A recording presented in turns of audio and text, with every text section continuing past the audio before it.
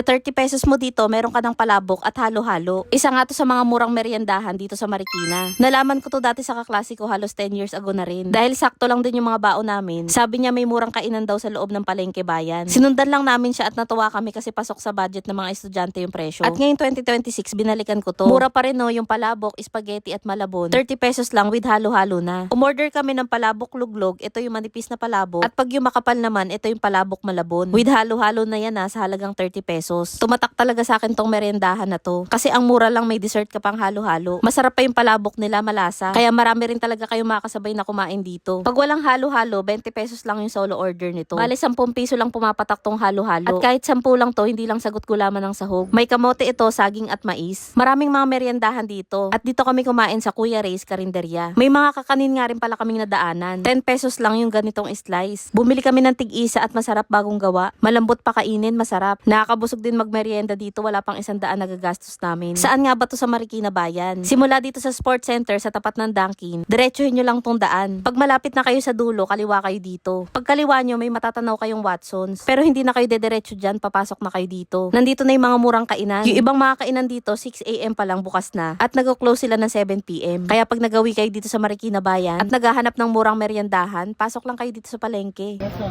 Raja.